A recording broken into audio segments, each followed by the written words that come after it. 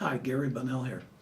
I've been answering questions. A lot of them I answer in a written format, respond in writing. And the reason for that is some of the questions are evolving around technique for manifestation, technique for enlightenment, technique for breathing techniques, how to open the third eye, etc.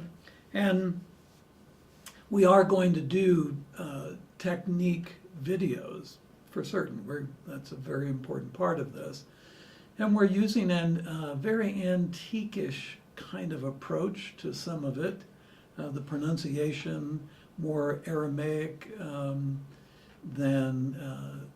English, so it takes a little bit of working with it. I don't speak a lot of languages, so my pronunciation is going to be probably not as spot on, but within a range that's effective. So anyway, one of the questions has come up about ascended masters. Can they appear before us? Can they manifest a form that we can witness with our senses?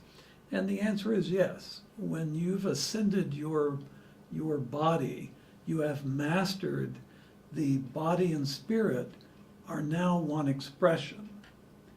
And by virtue of that, you carry within your spirit all of the information of all the different life forms that you've been on Earth, plant and animal. And then your body also has all of the ancestral memory, all of the DNA that responds way back in time. So yeah, you're as an ascended being, you now have a capability within Gaia's manifest reality to use the subtle energies, the ethereoplasmic substance, as it's referred to in the Akasha. That's basically the only way to interpret it.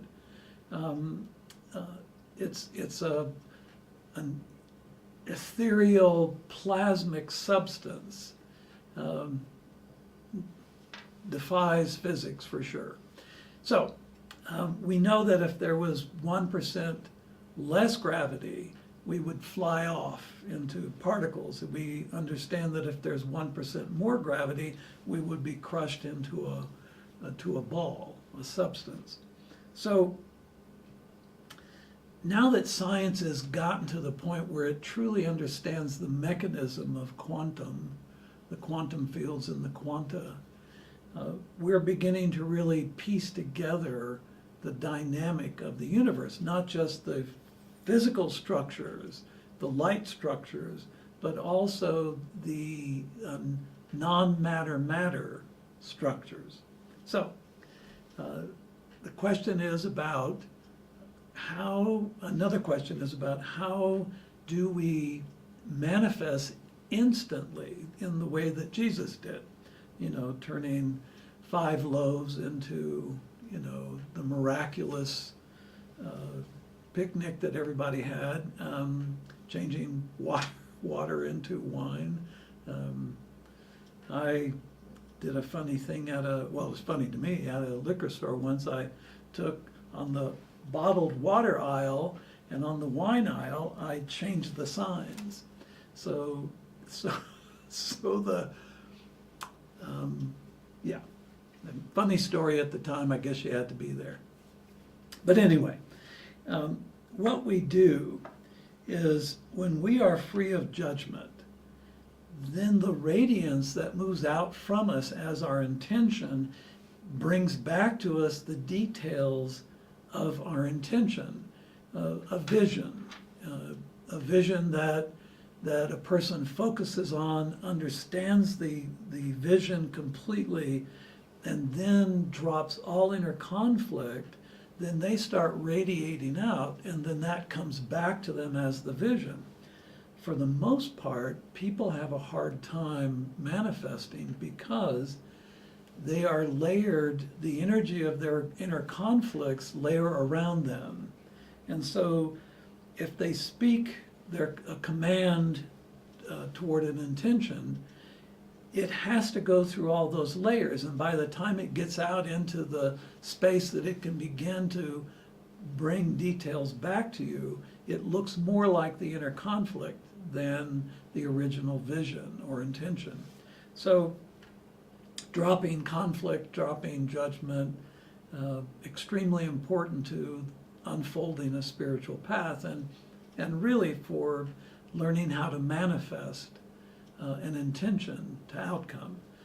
So manifestation can be done in so many different ways, but almost entirely in this dimension by attraction, bringing to us the pure details of our vision. In enlightenment, you can begin to see how the mind distorts and how your threefold mind really can begin to alter substance. And that altering can be also a manifestation of substance. In enlightenment, usually you're not desirous of that. Your desire in enlightenment is moving toward illumination, which is the next step. And then in illumination, you're focused on liberation, where the enjoined souls now separate, and because in illumination they can withstand Gaia's manifest reality and not get lost in it. So so very, very interesting process we have as we unfold our true nature, and that's the nature of a body, spirit, and a soul working in collaboration. Now, also, to emphasize this, dropping judgment is important to expanding spirit awareness into soul consciousness. Your eternal soul is a pure witness. It doesn't judge your journey or any details within your journey. It observes it, collects the data from it, sees how you respond to given circumstances and conditions. It does this in every one of the timelines that it has created. Now, in order for your spirit awareness to expand into soul consciousness, you must drop judgment. Difficult because we're trained to judge. It's subconscious in our experience. If we don't know how to judge, there's a part of us that fears our longevity will not be there. We're trained to survive. Don't touch this, this is right, that's wrong. Be a part of a family, be a part of a community, be a part of a culture, because in numbers there's safety. So judgment is critical to all that. And dropping judgment is critical to becoming enlightened. So at some point you have to make a decision. Do you want to survive, or do you want to become enlightened? And becoming enlightened doesn't mean you won't survive. It just means that you've made a choice. So I'll keep answering questions. I thank you for watching this. Sorry about the wine aisle, water aisle thing, but it's just kind of a fun moment for me. So take care. ご視聴ありがとうございます。次の動画でお会いしましょう。Thank you for watching. See you in the next video.